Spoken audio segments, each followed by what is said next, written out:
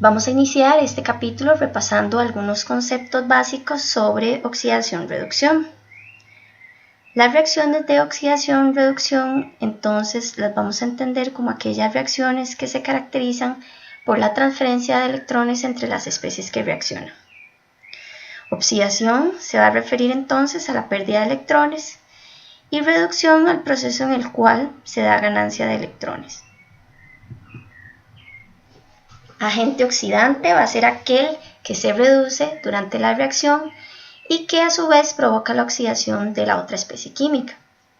Por su parte, el agente reductor va a ser aquel que se oxida y que provoca entonces la reducción de la otra especie química en cuestión. La oxidación entonces entendida como una pérdida de electrones va a provocar un aumento en el número de oxidación. Entonces en este caso tenemos el hierro 2 va a pasar a hierro 3 con la consecuente pérdida de un electrón. La reducción entendida como una ganancia de electrones entonces va a provocar que se reduzca el número de oxidación. En este ejemplo vemos entonces que el cobre 2 va a ganar 2 electrones y se va a transformar en cobre metálico. Otros conceptos importantes para este capítulo es el concepto de electrodo, que lo vamos a definir como una superficie metálica donde se da la transferencia de electrones. El ánodo va a ser entonces el electrodo donde ocurre la oxidación y el cátodo el electrodo donde ocurre la reducción. Por convención, esto siempre va a ser así, entonces sin importar el tipo de celda que se está estudiando, en el ánodo siempre se da la oxidación y en el cátodo siempre la reducción. Como puente salino vamos a entender un sistema que aísla los reactivos pero mantiene el contacto eléctrico entre las dos partes de la celda. Una celda electroquímica la podemos representar de la siguiente forma. Vamos a tener una semicelda que va a ser el compartimento formado por el electrodo que va a funcionar como cátodo, donde se va a dar la reducción de las especies. En este caso particular tenemos que el cátodo es una barra de cobre que está sumergida en un electrolito que es una disolución de sulfato de cobre. Como dijimos, aquí se va a dar la reducción y el cobre 2+ de la disolución, entonces va a ganar 2 electrones y se va a transformar en cobre metálico. Completando la celda, vamos a tener un electrodo que funciona como ánodo, en donde se da el proceso de oxidación, y en este caso particular está constituido por una barra de zinc sumergida en una disolución de sulfato de zinc. El proceso de oxidación que va a ocurrir aquí es el zinc metálico de la barra, va a perder 2 electrones y se va a oxidar a zinc 2+. Para completar la celda vamos a tener entonces un puente salino, en este caso cloruro de sodio, que va a mantener el contacto eléctrico de la celda, y además vamos a tener un voltímetro que va a ser el dispositivo por medio del cual vamos a poder medir la diferencia potencial que se va a generar en ambas partes de la celda. La reacción neta total que está ocurriendo va a ser entonces zinc más cobre 2+, transformándose en zinc 2+ más cobre metálico. El delta G de esta reacción es menor que 0, lo que nos indica que esta reacción ocurre espontáneamente, es decir, en el sentido en el que la ecuación está escrita.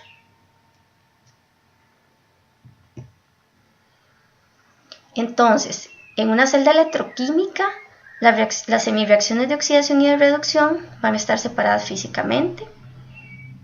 La transferencia de electrones va a ocurrir por medio de un conductor externo. Se va a generar una corriente eléctrica. Bueno, esto es particularmente cierto para el caso de las celdas voltaicas o galvánicas.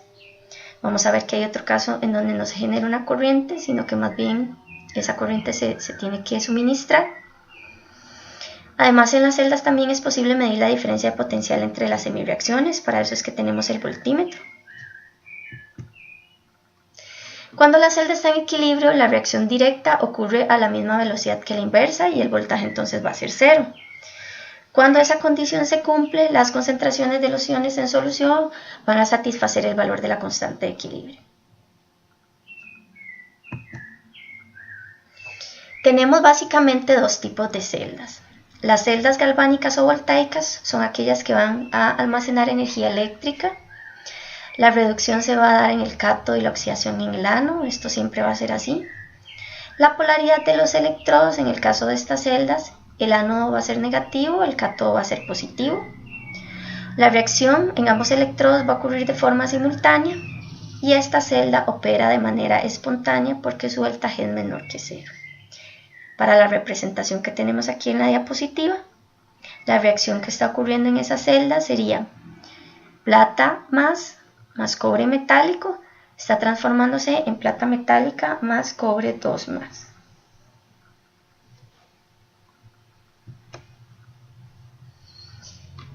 El otro tipo de celda que vamos a estudiar, la celda electrolítica, esta requiere una fuente de energía eléctrica externa para operar.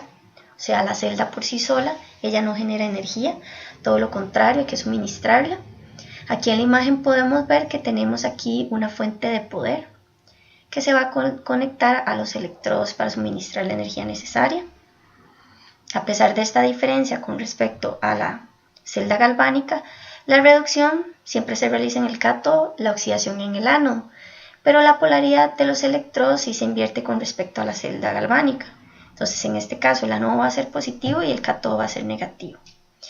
El delta G para este tipo de celdas es mayor que 0, entonces la reacción no es espontánea. Por eso precisamente es que se requiere de un suministro de energía eléctrica externa. Para la celda representada en esta diapositiva, la reacción neta es la inversa de la celda galvánica que vimos anteriormente. Y entonces lo que vamos a tener es plata metálica más cobre 2 más, transformándose en plata más y cobre metálico. En esta diapositiva resumimos las características de la celda voltaica y de la celda electrolítica. Entonces es importante notar que la oxidación se lleva a cabo en el ánodo para ambas celdas, esto es por convención, y la reducción en el cátodo. Pero la polaridad, el ánodo es negativo para la celda voltaica y para la electrolítica positiva, y la polaridad del cátodo es negativo en la celda electrolítica y positivo en la voltaica. La reacción es espontánea para la celda voltaica y no espontánea para la electrolítica. Entonces se desprende energía en la celda voltaica mientras que la celda electrolítica absorbe energía. ¿Cómo se hace la representación esquemática de una celda? Entonces, del lado izquierdo de la representación se va a colocar el electrodo que corresponde al ánodo. Vamos a colocar la especie, en este caso el cobre, que está pasando a cobre 2 más, esta sería la disolución de cobre, con su concentración en mol por litro. Esta línea vertical va a representar la interfase, que es el límite que se establece entre el electrodo y su disolución.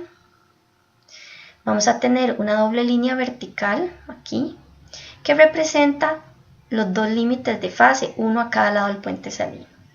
Entonces, básicamente decimos que estas dos líneas verticales representan el puente salino. Y al otro lado de la celda, entonces al lado derecho de la representación esquemática, vamos a colocar el cátodo o la semicelda que corresponde al cátodo.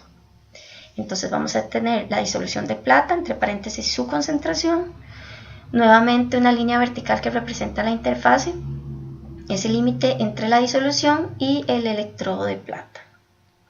Como representación alternativa, podríamos poner toda la fórmula de la sal, en este caso sulfato de cobre, no solamente cobre 2 más, sino sulfato de cobre, su concentración entre paréntesis, el puente salino, nitrato de plata, en lugar de colocar solo al ion plata, la concentración entre paréntesis, otra vez la interfase y el electrodo de plata.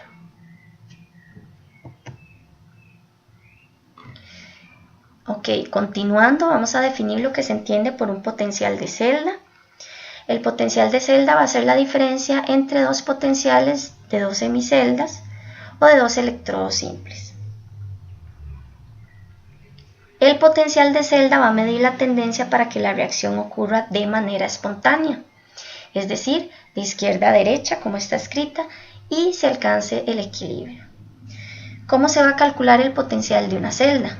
Bueno, se hace a partir de lo que se ha denominado la regla de la derecha positiva, que nos dice que el potencial de celda va a ser igual al potencial desarrollado por la semicelda de la derecha, que sería el cátodo, menos el potencial desarrollado por la semicelda de la izquierda, o electrodo de la izquierda, que sería el ánodo.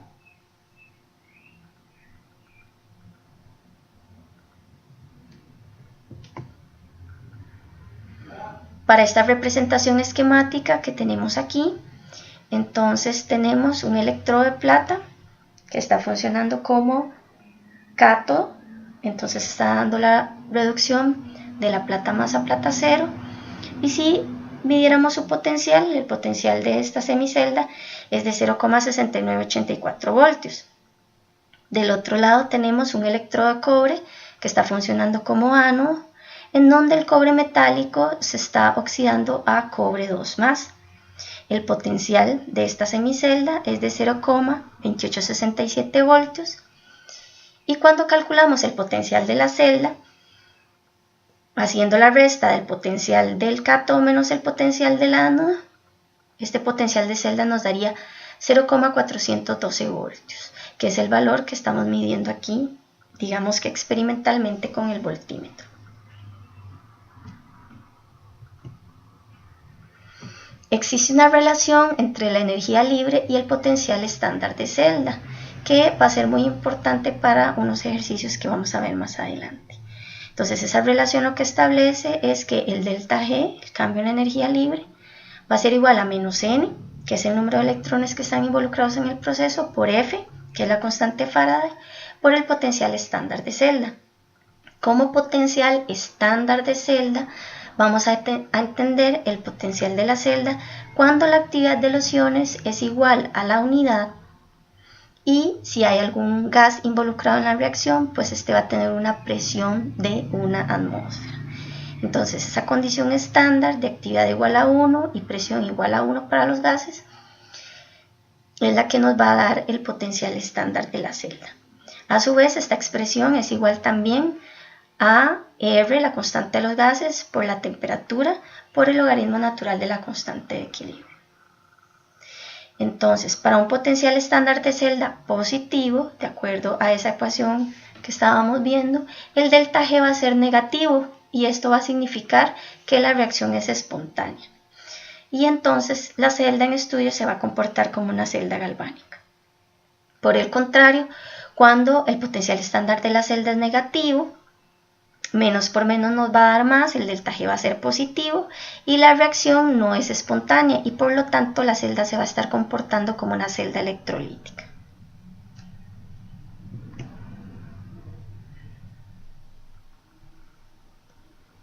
Cuando la celda o la reacción que está ocurriendo en la celda alcanza el equilibrio, entonces el potencial de la semicelda o del electrodo de la derecha, que funciona como cátodo, va a igualar al potencial de la semicelda o del electrodo que está funcionando como ánodo.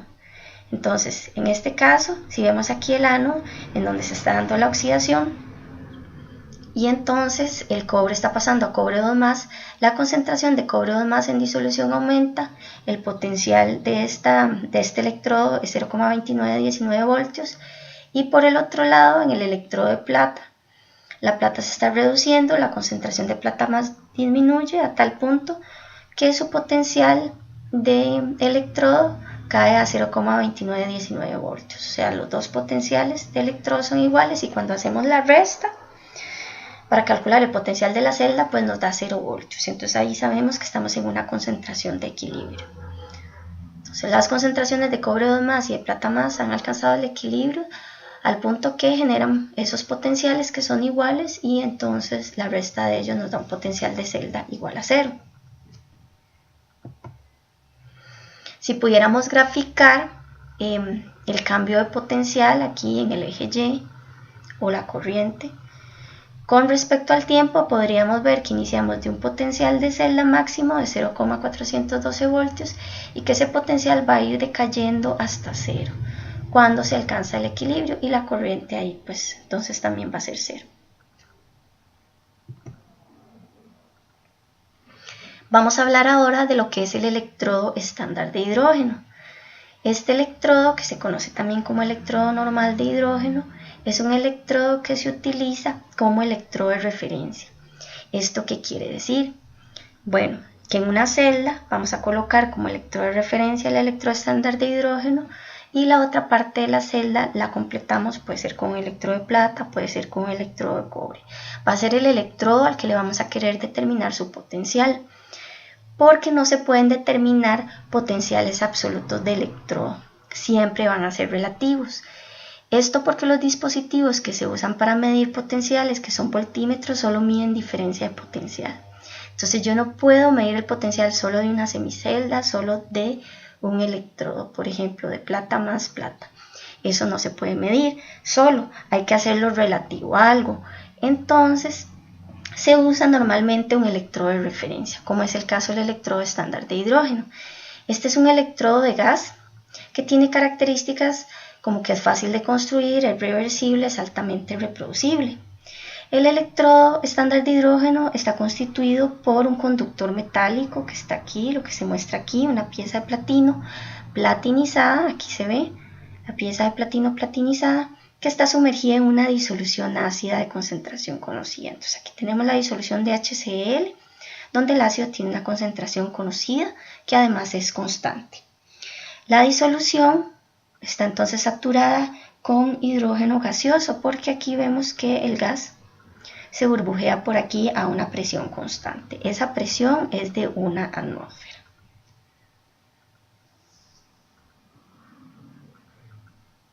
Y la concentración de esta disolución de HCl pues tiene actividad igual a 1. Como estamos en esas condiciones estándar de presión en una atmósfera, actividad igual a 1, por eso es que el electrodo se denomina electrodo estándar de hidrógeno.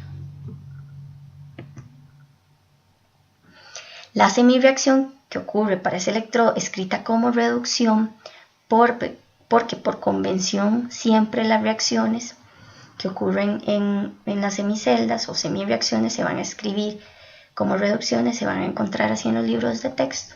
Entonces la semireacción que ocurre en el electrodo estándar de hidrógeno es esta: 2H más 2 electrones convirtiéndose en hidrógeno gaseoso.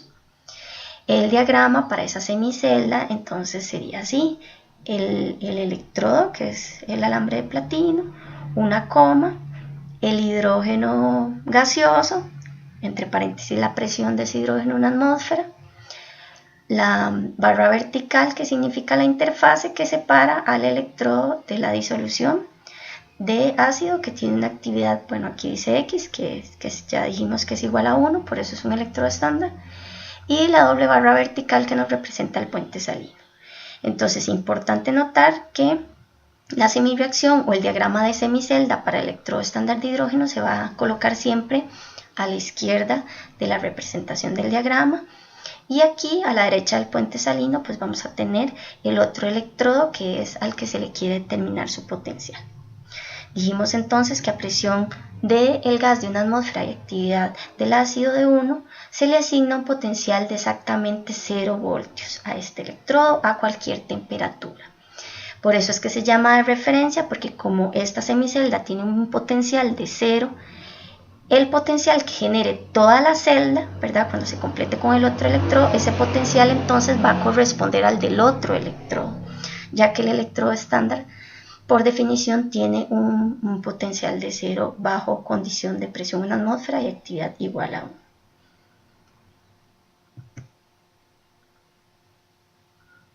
Entonces, el potencial de electrodo lo vamos a definir como el potencial de una celda que tiene al electrodo estándar de hidrógeno como electrodo izquierdo o de referencia. Por convención dijimos que estos potenciales siempre se escriben como potenciales de reducción. Y el potencial de oxidación va a ser entonces de la misma magnitud pero de signo opuesto. El potencial estándar de electrodo, que se representa con una E y aquí un 0, ¿verdad?, en posición superior, va a ser el potencial de un electrodo cuando las actividades de todos los reactivos y de los productos sean iguales a la unidad. Por eso sería estándar. Entonces aquí tenemos la representación de cómo se determinaría el potencial de electrodo estándar para un electrodo de plata más. O sea, en donde la semicelda sea un alambre de plata sumergido en una disolución de plata más. Cuando esa disolución de plata más tiene una actividad igual a 1 y la celda se completa a la izquierda con electrodo estándar de hidrógeno, entonces entonces toda la celda va a generar un potencial de 0,799 voltios y ese potencial va a corresponder exclusivamente al electrodo de plata más, porque dijimos que el electrodo estándar de hidrógeno su potencial es 0. Entonces el potencial que aquí, la diferencia potencial que se observa en el voltímetro que se genera en la celda, va a corresponder al de plata más. Así es como se llegan a determinar el valor del potencial de electrodo para muchas sustancias. Y esta sería entonces la representación esquemática de esa celda. Dijimos que el electrodo estándar de hidrógeno siempre se coloca a la izquierda del puente salino y el electrodo plata más platas entonces estaría ubicado a la derecha. Esta es la tabla 18.1 que nos presenta el libro.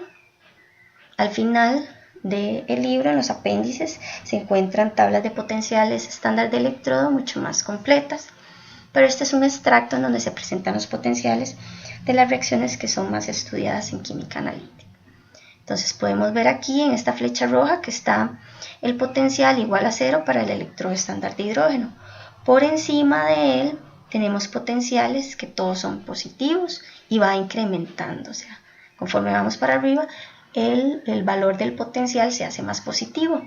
Y aquí debajo del potencial del electrodo estándar de hidrógeno vamos a tener potenciales que son negativos.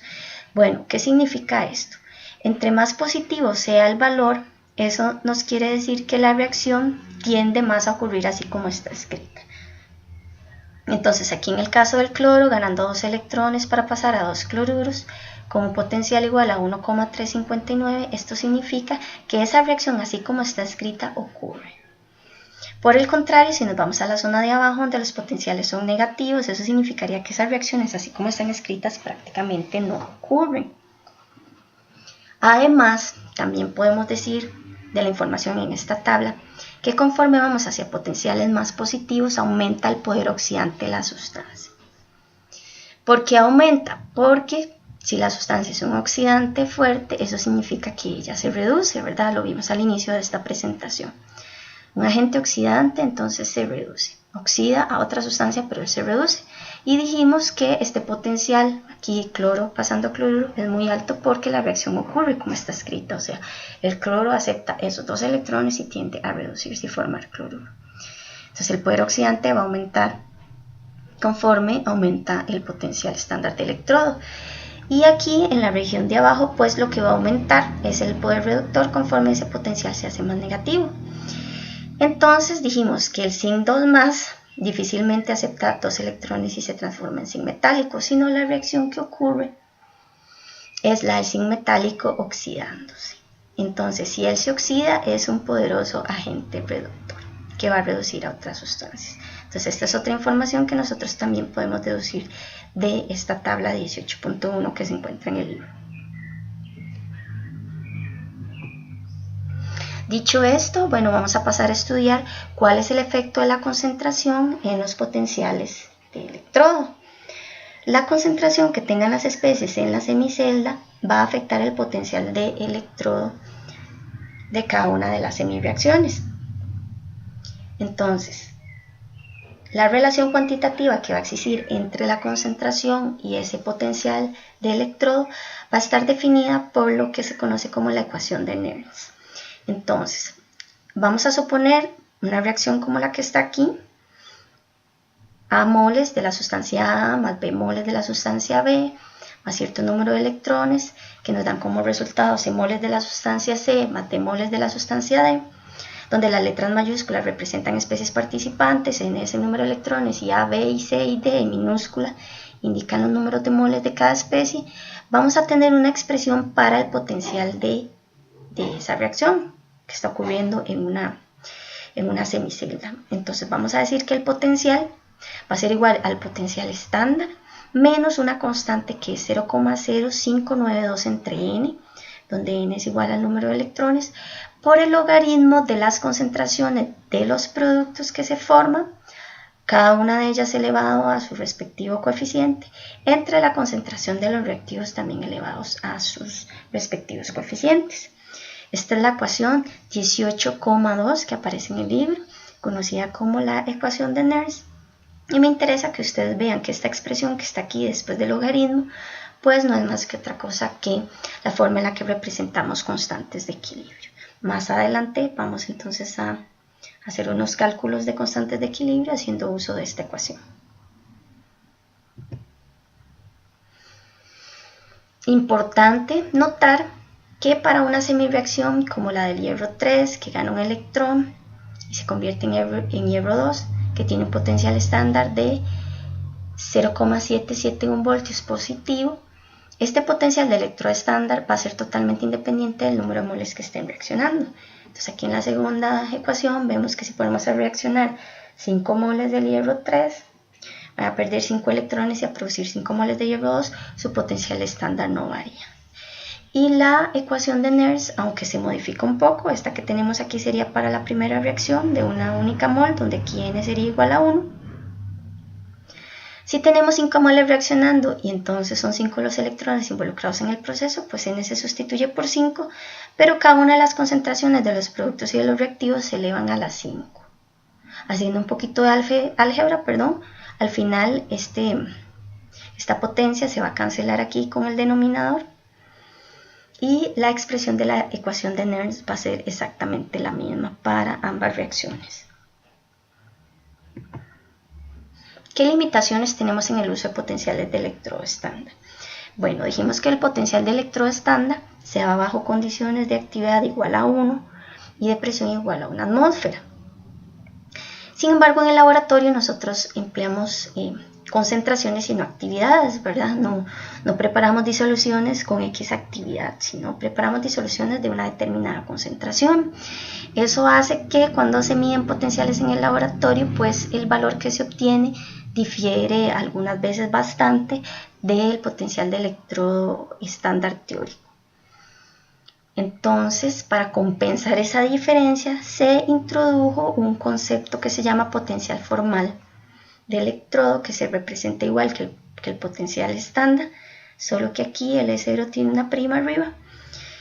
Y la idea es que este sea un potencial que sí se calcule empleando concentraciones y no actividades. Entonces, el potencial formal va a ser definido como el potencial de semicelda con respecto a un electrodo estándar de hidrógeno, en el cual la proporción de las concentraciones analíticas de los reactantes y productos va a ser igual a la unidad. Y las concentraciones molares de cualquier otro soluto, si es que hay alguno presente, por ejemplo, si la reacción se lleva a cabo en un medio ácido, esa concentración va a ser especificada. No tiene que ser 1, pero sí tiene que especificarse cuál es. Y así entonces se determinan potenciales formales. Si bien hay tablas en donde se recopilan los potenciales formales para muchas reacciones, y sería tal vez más adecuado usarlo para compensar esa limitación del uso de concentraciones en lugar de actividades, pues a lo largo de este curso la mayoría de los ejercicios, o más bien prácticamente todos, los vamos a hacer empleando los valores de potenciales estándar de electrodo, pero sí es importante que conozcan la diferencia entre lo que es un potencial estándar y un potencial formal. Hasta aquí llegaría entonces la parte de conceptos teóricos del capítulo 18 de Introducción a la Electroquímica, y lo que nos queda ahora es en nuestra próxima clase presencial entonces la aplicación de estos conceptos a la resolución de problemas.